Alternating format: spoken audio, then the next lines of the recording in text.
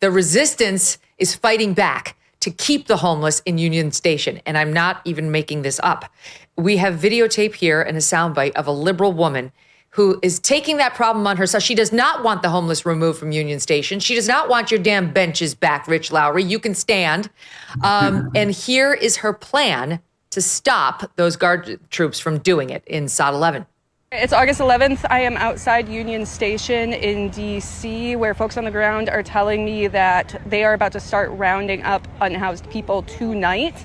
The folks here at the encampment in front of Union Station are handing out these whistles to give to unhoused folks. That way they have a way to call for help if they are kidnapped by federal law enforcement. So if you're in the area and able to swing by right in front of Union Station, they have tons of these. Bring them back to folks in your community so they have a way to call for help, because this is how a fascist authoritarian regime starts. So the homeless people are going to blow into the whistles.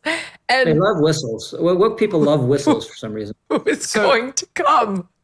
Who is going to respond, and where are they going to take them so that they don't have to leave? Go ahead, Charlie.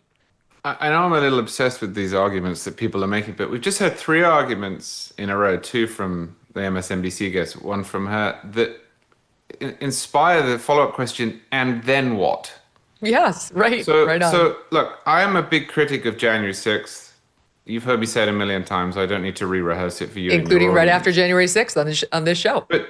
But January 6th was bad, right? So if January 6th was bad, what would more crime be? I mean, what is the argument there that because Trump did January 6th, we can't also not have other crimes?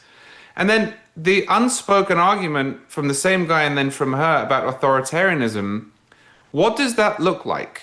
Like, what is the next step? So we clear out homeless people from public places where they're not supposed to be.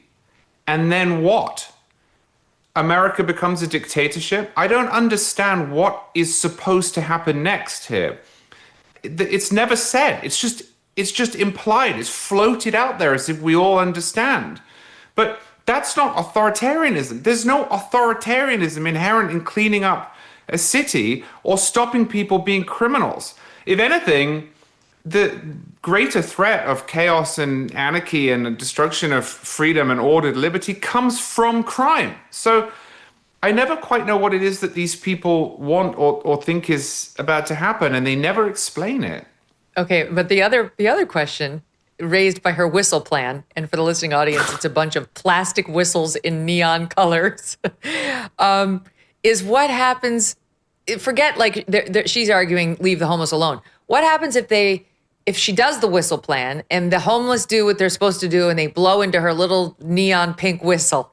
Then what? Who's coming? That 19-year-old girl with the blonde braid? And she's going to stop the National Guard?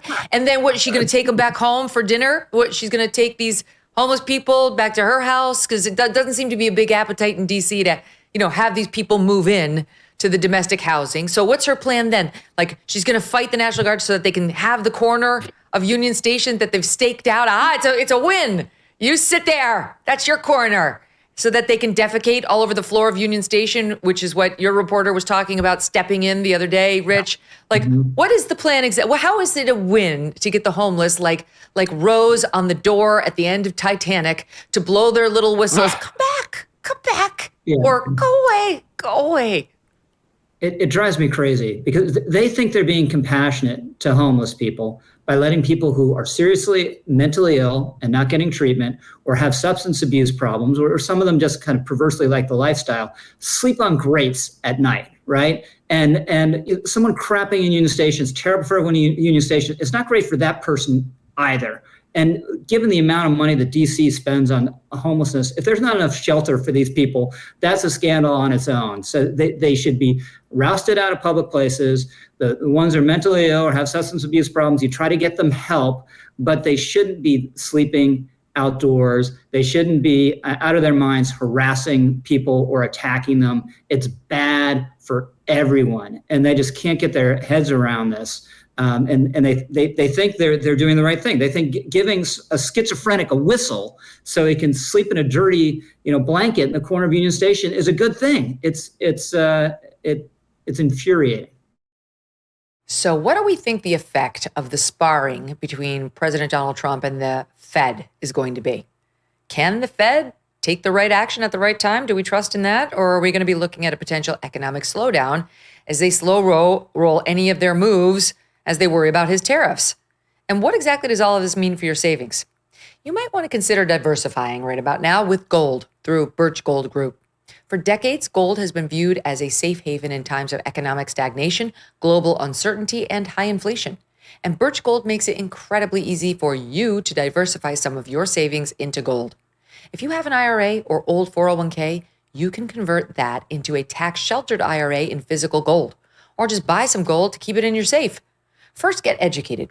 Birch Gold will send you a free info kit on gold. Just text MK to the number 989898. Again, text MK to 989898, and you'll start the process of just getting the 411 on what it means to own gold. Consider diversifying a portion of your savings into gold. So if the Fed cannot stay ahead of the curve for the country, at least you can stay ahead of the curve for yourself. Thanks so much for watching. If you like what you just saw, hit the subscribe button for more clips and full episodes.